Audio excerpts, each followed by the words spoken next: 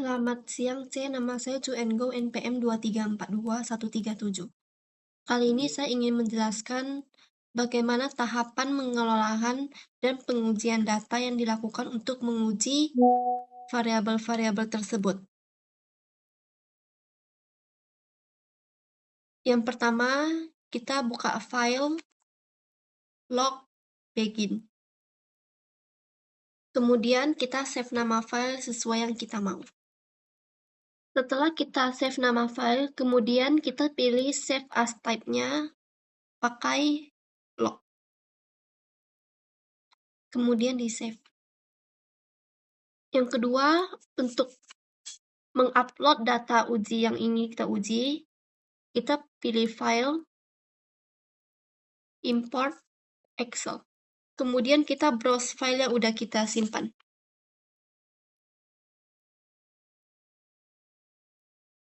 Kemudian pilih import first row as variable names.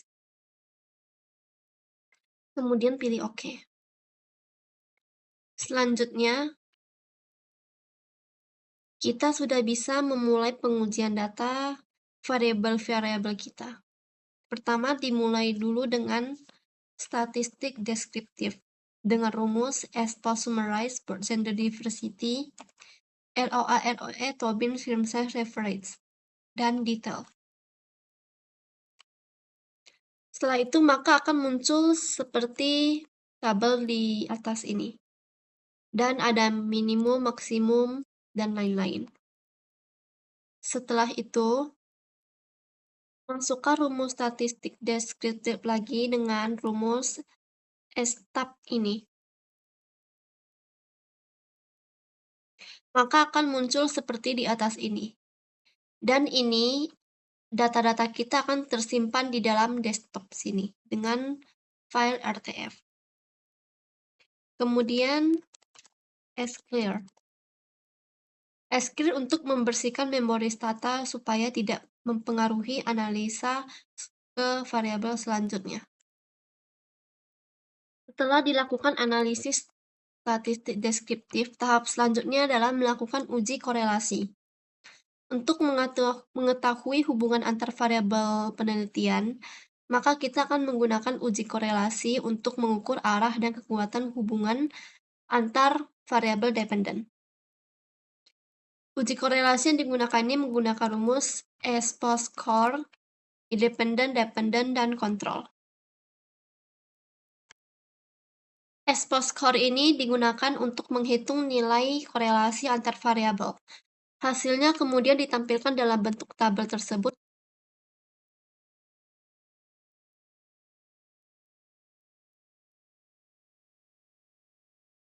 Kemudian kita menggunakan uji outlier dengan rumus Windsor. Outlier ini nilai yang terlalu ekstrim dan bisa mempengaruhi hasil regresi kita secara signifikan. Makanya untuk mengatasi hal tersebut, saya menggunakan rumus Windsor, yaitu dengan membatasi nilai ekstrim yang berada dalam rentang yang lebih wajar dengan rumus tersebut.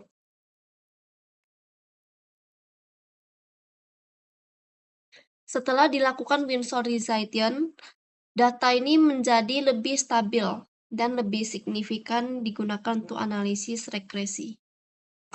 Kemudian di sini diketahui bahwa delta tersebut memiliki 1 unit. Setelah kita uji outlier, selanjutnya kita akan menguji regresi dengan rumus reg for gender diversity ROA, Tobin film size, leverage, tahun, VCA, dan robust. Kemudian star F1. Untuk model regresi pertama ini digunakan untuk menguji hubungan antara variabel board gender diversity dan variabel film performance dengan memasukkan seluruh variabel kontrol, yaitu kontrol film size dan leverage, serta dummy tahun, yaitu i.tahun. Variabel dummy ini digunakan untuk mengontrol perbedaan kondisi. Dan di sini diketahui bahwa R-square-nya sebesar 0,0897. Kemudian yang kita menggunakan model regresi yang kedua yaitu Rake Boundary Diversity ROE Tobin Film Size. Di model regresi kedua ini kita menghilangkan variabel reference, tapi dia tetap mempertahankan firm size dan dummy tahun. Tujuan dari model ini adalah untuk melihat apakah board gender diversity ini terhadap film performance tetap signifikan atau enggak, meskipun salah satu variabel kontrol ini tidak dimasukin. Lalu dengan membandingkan hasil model F1 dan F2, saya melihat bisa mengetahui variabel reference memiliki fungsi dalam mempengaruhi hubungan antara board gender diversity dan film performance. Kemudian SRFQ.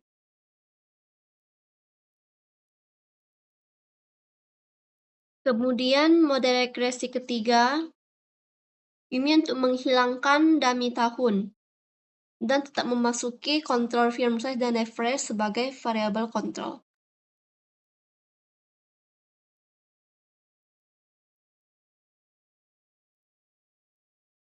Ini untuk menguji apakah variabel independen berpengaruh ke dependen. Model ini untuk membantu kita memastikan bahwa hasil regresi ini tidak selalu bergantung pada variabel tersebut. Dan di sini kita bisa membandingkan bahwa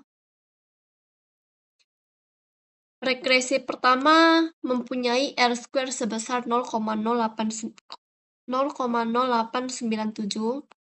Kemudian hasil regresi yang kedua sebesar 0,0601. Sedangkan yang ketiga 0,0873. Di sini dapat terlihat bahwa dapat perbedaan antara angka variabel-variabel tersebut.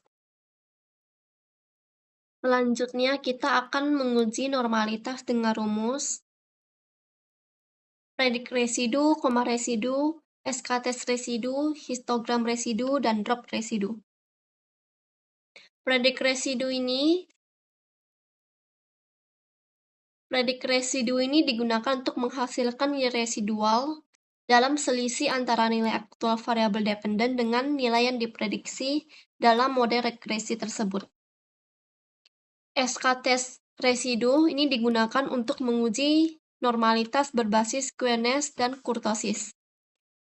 Uji ini dapat dilihat apakah distribusi residual ini memiliki tingkat skewness dan kurtosis yang sesuai dengan distributil normal. Hasil uji ini ditunjukkan melalui nilai prop C. Dan jika prop C2 lebih besar dari 0,05, maka hasil residual itu berdistribusi secara normal. Akan tetapi, jika nilai prop C2 lebih kecil dari 0,05, maka residual tidak berdistribusi secara normal.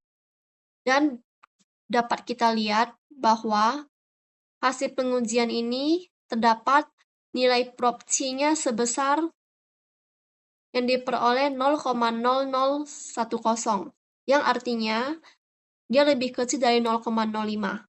Maka ini menunjukkan bahwa secara statistik residual tidak sepenuhnya berdistribusi secara normal.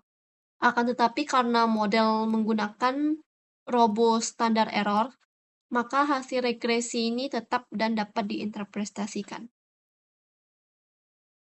Kemudian, histogram residu. Histogram residual ini menunjukkan bahwa sebaran residual relatif mendekati distribusi normal dan berpusat di sekitar 0. Dan drop residu. Drop residu ini digunakan untuk menghapus variabel residual dari data setelah proses pengujian normalitas selesai. Dan dapat dilihat berikut adalah histogram residualnya. Kemudian kita akan melanjutkan dengan uji multikolinearitas dengan rumus STAT-FIF. Uji multikolonialitas ini dilakukan untuk mengetahui apakah terdapat hubungan yang terlalu kuat antara variabel-variabel independen dalam model regresi. Dan dapat dilihat bahwa di dalam hasil pengujian ini menunjukkan bahwa seluruh variabel independen memiliki nilai VIF yang relatif rendah. Nilai yang tertinggi berada di bawah atas umum sebesar 10. Sedangkan nilai mean VIF yang telah kita uji ini sebesar 1,40. Maka dapat diartikan bahwa ini menunjukkan bahwa tidak terdapat masalah multikolinearitas dalam model regresi. Kemudian setelah itu kita akan menguji uji korelasi dengan rumus dw-stat. Hasil ini menunjukkan nilai Durbin Watsonnya sebesar 1,58. Nilai ini terdapat di sekitar angka 2, yang menunjukkan bahwa tidak terjadinya autokorelasi, positif maupun negatif, yang serius dalam model regresi tersebut. Dan dapat disimpulkan bahwa residua dalam model regresi ini tidak saling berkorelasi antara periode, sehingga asumsi tidak adanya autokorelasi terpenuhi. Selanjutnya kita akan uji heterokedasitas dengan rumus Quetelet, Rec, independen, dependen, dan kontrol. Setelah itu head test. Quetelet ini digunakan untuk menjalankan regresi tanpa menampilkan output secara langsung. Tujuannya ini agar output uji heterokedasitas ini dapat diperoleh tanpa mengganggu tampilan hasil regresi sebelumnya. Kemudian, head test ini di dalam hasil pengujian ini menunjukkan bahwa nilai prob C2-nya sebesar 0,1010, yang artinya lebih besar dari tingkat signifikasi 0,05. Diartikan bahwa ini menunjukkan bahwa tidak terdapat heteroskedasitas dalam model regresi tersebut.